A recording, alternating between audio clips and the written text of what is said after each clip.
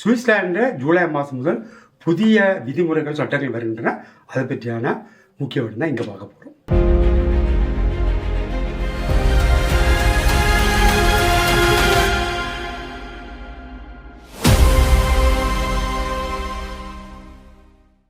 முதலாவது என்று சொன்னால் போலி தொலைபேசி எண்கள் மூலம் நடக்கும் மோசடிகளுக்கு ஒரு பாதுகாப்பு வந்திருக்கு.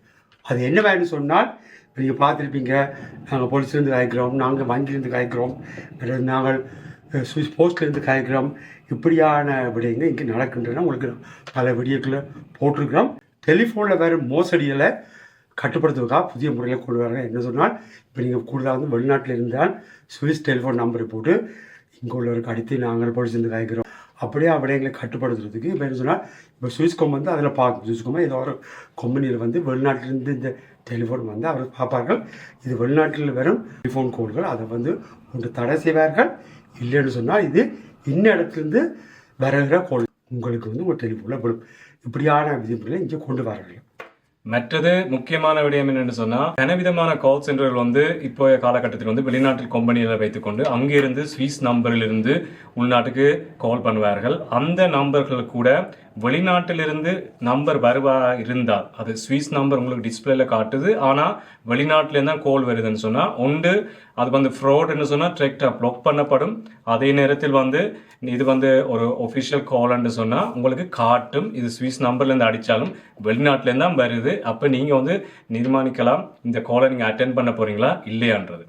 அடுத்தபடியாக வந்து என்ன சொன்னால், பெண்களுக்கு எதிரான வன்முறைக்கு தெளிவான தடை. அது என்ன சொன்னால் வந்து உங்களுக்கு தெரியும், எங்களோட அப்பா அம்மா கண்டிப்பாக பிள்ளைகளுக்கு அடிப்பார்கள், கொள்வார்கள். இப்படியான ஒரு விடயங்களுக்கும் புதிய ஒரு சட்டம் ஒன்று வரதாக சொல்லப்படுது. அதுக்கு ஒரு விளக்கம். புதிதாக வந்துள்ள சட்டத்தில் வந்து பெற்றோர்களுக்கு பிள்ளைகளை அடித்து வளர்ப்பது கூடிய சந்தர்ப்பம் இனி வராது. அதுக்கு காரணம் என்னென்னு சொன்னால், பிள்ளைகளை அடித்து வளர்த்து அது பிள்ளைகளாக சரி இல்லாட்டி யாரும் பார்த்து அதை கம்ப்ளைண்ட் பண்ணால் அது வந்து சட்ட ரீதியாக உங்கள் மேலே வந்து நடவடிக்கை எடுக்கலாம். இதில் அடித்து வளர்ப்பது மட்டுமல்ல, அதே நேரத்தில் பிள்ளைகளை பேசுவது, அதாவது அகால வார்த்தைகளால் பேசுவதோ இல்லாட்டிக்கு அவையில துன்புறுத்துவது, வார்த்தையால் துன்புறுத்தால் கூட இது வந்து ஒரு கிரிமினல் குற்றமாக வரும் என்று சொல்லி இந்த 1 ஜூலைலேருந்து இந்த சட்டமும் இந்த சுவிஸ் அரசாங்கத்தில் வந்து அமுலாகுது. மற்றும் வந்து அவுட்டமான வந்து புதிய அபராதங்கள் வந்து நீங்கள் ஒருத்தரை வந்து எந்த பக்கத்தால் நீங்கள் மூவ் பண்ணி போகணும், என்ன இடத்துலேருந்து எந்த பக்கத்தில் போகிற அப்படிங்களுக்கு வந்து அதுக்கு என்ன அபராதங்கள் என்று விடுதி இப்போ பார்க்க போகிறோம். நீங்கள் சுவிஸில் வந்து ரைட் சைட்டில் தான் ஓடுவார்கள். லெஃப்ட் சைட்டில் வந்து ஓவர்டேக் பண்ணிக்கொண்டு போகலாம்.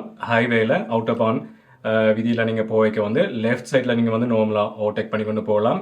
கொடுத்திருக்கிற லிமிட் வந்து மேக்ஸிமம் 120, 100 இல்லை 80 என்று போடா பட்சத்தில் 120 தான் ஹைவேண்ட மேக்ஸிமம் லிமிட்.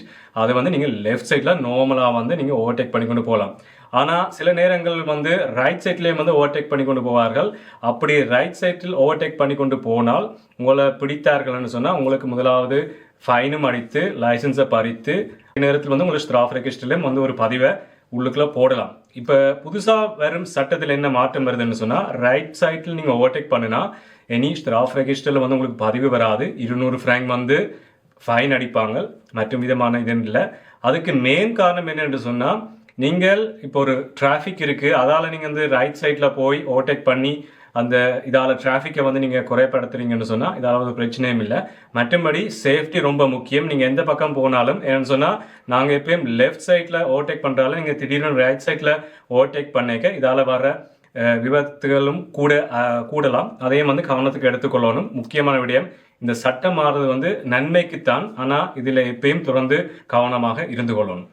இன்சூரன்ஸ் சொல்லியும் ஒரு விடயம் இருக்கு. அது என்ன மாதிரி விடயம்? நார்மல் ரோட்டில் வந்து ரைட் சைடில் ஓவர்டேக் பண்ணீங்கன்னு சொன்னால் 140 ஃப்ராங்கும், அதே நேரத்தில் வந்து நீங்கள் ஒரு கேர் சென்சலியில் ஓவர்டேக் பண்ணியிருக்கேன்னு சொன்னால் 100 ஃப்ராங்க் ஃபைன் அடிப்பதாக இந்த விஷயத்தோட வந்து அமுல்படுத்தியிருக்கிறார்கள். மற்றவன்னு சொன்னால் நீங்கள் பார்த்தீங்கன்னா சில வந்து நார்மல் ரோட்டில் இருக்கு, அதாவது நடமாட்டம் உள்ள ரோட்டில் வந்து 30 போட்டிருப்பாங்க, சில இடங்கள் வந்து 20 போட்டிருப்பாங்க. அந்த இடங்களில் வந்து சைக்கிள் போகிறதுக்கு ஒரு இடம் விட்டுருப்பார்கள். சைக்கிள்னு உங்களுக்கு அதை அடிக்கிருக்கு. அதே ஒரு வேறு விடயமாக கொண்டிருக்கீங்க. அது என்ன விடயம்?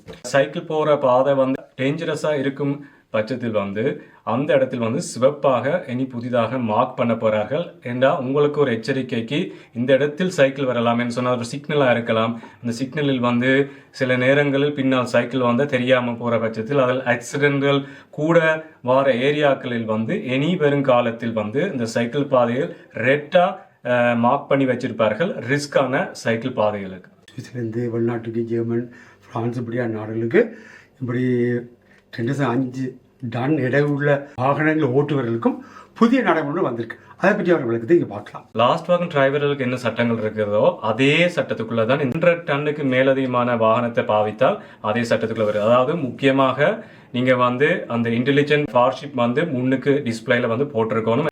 நீங்க எவ்வளவு நேரம் ஓடலாம், எப்ப நீங்க பிரேக் எடுக்கணும்ன்றது டன் உள்ள லாஸ்ட் வாகன் ஓடுறதுக்கு என்ன சட்டம் இருக்கிறதோ அதே மாதிரி தான் இனி வரும் காலத்தில் 2.5 டன்னுக்கு மேல.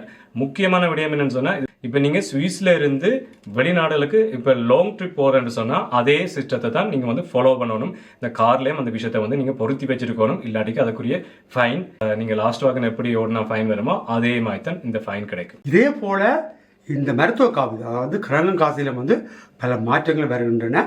அதை பற்றி அப்படின்னு அங்கே பார்க்கலாம். மருத்துவ காப்பீட்டில் என்னென்ன மாற்றங்கள் வருண்டா, அதுக்கு முதல் நான் ஒரு சின்ன ஒரு விளக்கம் தரேன். மருத்துவ காப்பீட்டில் வந்து எந்த மாதமும் எனி டைமும் ஒரு மாற்றங்கள் வரலாம். அதுக்குரிய காரணம் என்னன்னு சொன்னால், குருன்ஃபர்சிகிரம் வந்து அரசாங்க ரீதியாக எல்லாரும் செய்ய வேண்டிய ஒரு இன்சூரன்ஸ். அது வந்து அதுக்குள்ள என்ன விடயங்கள் அடங்கி இருக்குன்றது வந்து அரசாங்கம் தான் முடிவு பண்ணியிருக்குது. நாளைக்கு இதை பே பண்றதா இல்லையான்றது அரசாங்கம் தான் முடிவு பண்ணும். அப்போ ஒவ்வொரு மாதங்களில் வந்து புது விஷயங்கள் வந்து அமுலுக்கு கொண்டு வரலாம். அதே நேரத்தில் இந்த 7ஆம் மாதம் சில விடயங்கள் புதிதாக கொண்டு வரார்கள். அதை என்னென்று பார்ப்போம். முதலாவது விடயம் என்னென்று சொன்னா, கிராங்கன் இன்சூரன்ஸ் வந்து புதிதாக நீங்க ஒரு மருந்து பாவிக்கிறீங்க, அந்த மருந்துக்கு குறைந்த அதே மருந்து ஒன்று இருக்குதுன்னு சொன்னா அவங்க வந்து உங்களுக்கு சொல்லலாம், நீங்க ஒரிஜினல் ப்ரீபரேட்டை விட்டு கெனரிக்கா மருந்தை பாவிங்கன்னு சொல்லி அவங்க வந்து உங்களுக்கு வலியுறுத்தலாம். நீங்க அதை வந்து அக்செப்ட் பண்ணிக்கொள்ளணும். 2வது வந்து லபோர் அனலைஸ் பண்ணிக்க நீங்க பில்லில் கவனித்து பார்த்திருப்பீர்கள், அவுத்ராக்டாக்ஸ் சொல்லி 5 franc வந்து உங்களுக்கு கணக்கிடுவார்கள். அது வந்து புதிதாக இந்த பௌஷால் கான்ட்ராக்டுக்குள்ளே அவங்க வாரதாக இனி அந்த 5 ரூபா வந்து தனியாக பில்லில் கணக்கிடப்பட மாட்டார்கள். 3வது விடயம் என்னன்னு சொன்னா, சில பேர் வந்து இரவில் சுவாசிப்பது கஷ்டமா இருப்பதற்காக அந்த சுவாசிக்கும் மிஷின் ஒன்றை பாவிப்பார்கள். அந்த பினோ மிஷின் ஒன்று பாவிப்பார்கள், ஆத்தும் பினோ மிஷின் சொல்வார்கள். அதுக்கு அதை வந்து வாடகைக்கு எடுத்துத்தான் அந்த வாடகைக்கு கிராங்கன் வந்து ஒரு நாளைக்கு ₹1.50 படி வந்து கிராங்கன் இதுவரைக்கும் பே பண்ணி கொண்டிருந்தார்கள். இனி வரும் காலத்தில் ₹1.36 படி தான் ஒரு நாளைக்கு பே பண்ணுவார்கள். அதுவும் வந்து புதுசாக குருன்ஃபர்சிகிரம் வந்து இப்ப மாத்திருக்கிறார். 4வது விடயம் என்னன்னு சொன்னா, நீங்க டாக்டர்கிட்ட போறீங்க, உங்களுக்கு டிப்ரெஷன் இருக்குன்னு சொல்லி உங்களுக்கு டாக்டர் உங்களுக்கு டிப்ரெஷனுக்குரிய ஆர்ட்ஸ் ரோட்டும் வழி தந்தாருன்னு சொன்னா, இப்ப உங்களுக்கு சைக்காட்ரிஸ்ட் மாதிரி புதுவிதமான ஆப்புகள் எல்லாம் வருது. நீங்க ஆப் மூலம் வந்து உங்களோட கவுன்சிலேஷன் எல்லாம் வந்து நீங்க கொண்டு அடையிறதுக்கு அந்த ஆப்புக்குரிய காஸ்டையும் வந்து இனி புதிதாக குருன்ஃபர்சிகிரம் வந்து பே பண்ணுவாங்க. உங்களுக்கு டிப்ரெஷன் என்ற ஒரு டயக்னோஸ் வந்து அதே நேரத்தில் உங்களுக்கு ஒரு ஆர்ட் சர்க்னஸ் இருந்தா அந்த ஆப்புக்குரிய செலவையும் பண்ணுவார்கள். முக்கியமான விடயம், அந்த ஆப் வந்து கிராங்கன் காசுல வந்து பே பண்றாங்கன்னு முதல் நீங்க செக் பண்ணுங்க. ஆனா இந்த விடயம் வந்து புதிதாக அவங்களுக்கு வருகிறது. கடைசியாக முக்கியமான ஒரு விடயம் என்னன்னு சொன்னா, அதுவும் வந்து 65 வயதுக்கு மேற்பட்ட ஆட்களுக்கு ஒரு முக்கியமான விடயம் என்னன்னு சொன்னா, 65 வயதுக்கு மேற்பட்டவர்கள் வந்து சில நேரங்களில் அவைகள் வந்து 7ஆம் பட்சத்தில் வந்து இந்த விழக்கூடிய சந்தர்ப்பங்கள் வந்து கூடுதலாக இருக்கும். அதுக்கும் வந்து அந்த ஸ்டூட்ஸ்கேஃபார்னு சொல்லி ஒரு பெராத்தும் பண்ணலாம். இதுவரைக்கும் வந்து அது செல்பராத்தான், அது நீங்களா தான் கட்ட வேண்டிய ஒரு சூழ்நிலை இருந்தது. இப்போ வரும் காலகட்டத்தில் வந்து குருன்ஃபர்சிகிரம் அதுக்கும் அந்த பெராத்தும் எடுக்கிறதுக்குரிய பேமெண்ட் பண்றாங்க. அதுக்கு நீங்க வந்து டாக்டர்கிட்ட போய் அந்த நீங்க அதை ரோட்டும் எடுத்தீங்கன்னு சொன்னா அதுவும் வந்து குருன்ஃபர்சிகிரம் மூலம் இனி அந்த பேமெண்ட்டை பெற்றுக்கொள்ளக்கூடிய வசதிகள் இங்கே உருவாகிறது. மற்றபடி சொன்னால் நீங்கள் பார்த்துருப்பீங்க, வந்து நீங்கள் அவுட்டோபால போய்க்க வந்து பல வாகனங்கள் வந்து மிருகங்கள் டிரான்ஸ்போர்ட் பண்ணுவார்கள். அதுக்கும் ஒரு மாற்றத்தை கொண்டு தான் சொல்லியிருக்கார்கள். மிருகன் டிரான்ஸ்போர்ட்டில் என்ன மாற்றம் புதிதாக வந்துள்ளதுன்னு சொன்னால், இப்போ இருக்கும் காலகட்டத்தில் வந்து ஞாயிற்றுக்கிழமையிலும் இரவுலையும் வந்து மிருகங்களை டிரான்ஸ்போர்ட் பண்ணுறதுக்கு அலவுட் இல்லை.